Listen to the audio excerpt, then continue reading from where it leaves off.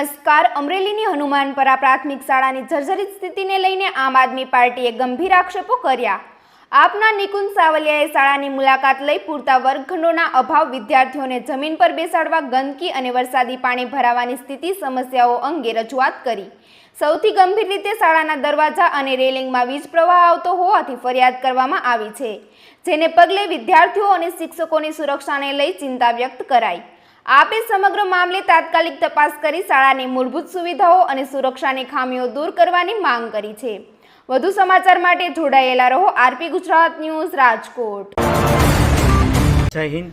હું નિકુંજ સાવલિયા, આમ આદમી પાર્ટી, અમરેલી.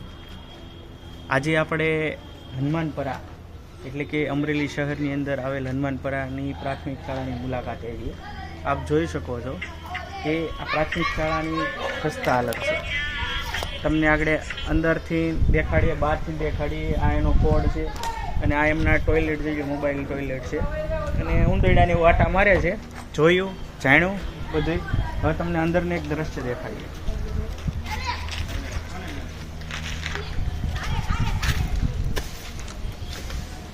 અંદરનું એક દ્રશ્ય દેખાડીએ. આ પ્રિન્સિપલ મેડમની ઓફિસ છે. તો અહીંયા આવો.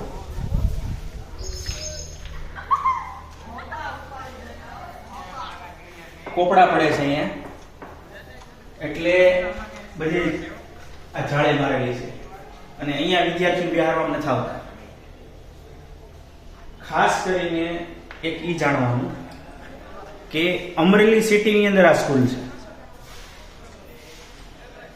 અહીંના ધારાસભ્યો, મંત્રી પદ અને મોટા મોટા નેતાઓ, અને હમણાં જ 15મી ઓગસ્ટનો તહેવાર કે જે દેશભક્તિનો છે અને આપણા માટે ગર્વની વાત છે, 15મી ઓગસ્ટ એટલે આઝાદીનો પર્વ, એ અમરેલીમાં ઉજવવામાં આવ્યો.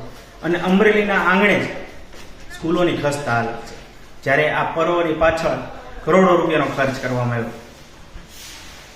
તમને આગળ દેખાડું કે આ રૂમ છે, આની બાજુમાં બીજો રૂમ છે. આ એક અહીંયા રૂમ છે. આ રૂમમાં વિદ્યાર્થીઓને બેસાડતા નથી. આ રૂમ છે. અહીંયા જો આ ખસ્તા હાલત છે, જાળે મારેલી છે, જોઈ ગયા. અહીંયા આગળ બાલવાટિકા અને પહેલા ધોરણને બેસાડવામાં આવે છે. બીજી વસ્તુ કે અહીંયા લાઇટ ચાલુ કરવામાં નથી આવતી. તમને ખાસ કહી દઉં, જર્જરિત છે. લાઇટ ચાલુ એટલા માટે કરવામાં નથી આવતી કે લાઇટ ચાલુ કરે ને તો તમામ જગ્યાએ કરંટ આવે છે. આ જાળી છે, ગ્રીલ છે, તેમાં તમામ જગ્યાએ કરંટ આવે છે, એટલે ક્યાંય લાઇટ ચાલુ કરવામાં આવતી નથી. આવો અહીંયા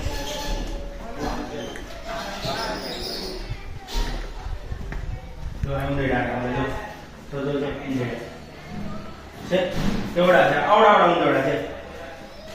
જો કેવડો છે ઉંદરડો, દેખાય છે? જો આમાં ઉંદરડા આટા મારે. જો આ ભોજનાલય છે.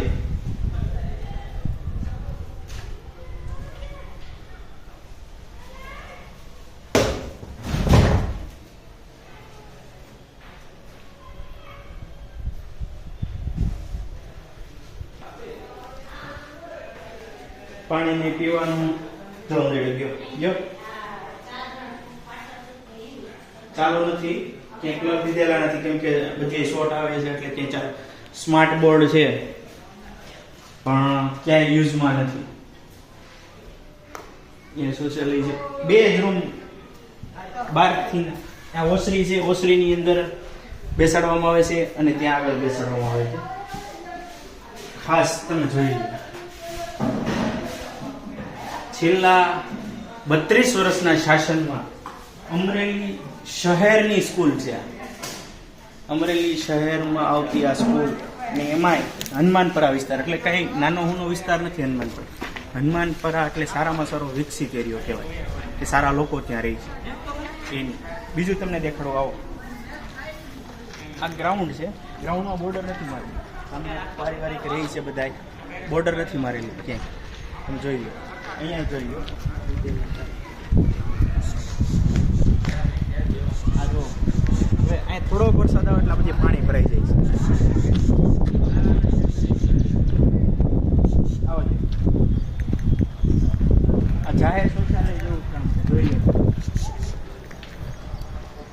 આ જો અહીંયા લોકો ભણે આ બારી બાયણા, કેમ કે લાઇટ ચાલુ થતી નથી, કંઈ થતું ન હોય ને બારી બાયણા ખોલે અંજવાળા માટે. હવે તમે જોઈ લો આ કેટલી ગંદકી છે. અને અહીંયા જાહેરમાં ઓપન ટોયલેટ જોઈ લો. આમાં બાળકો કરે તો બાળકોની સેફટી ક્યાં? ખુલ્લામાં આપણી બેન દીકરીઓ ઝાંઝરું જાય.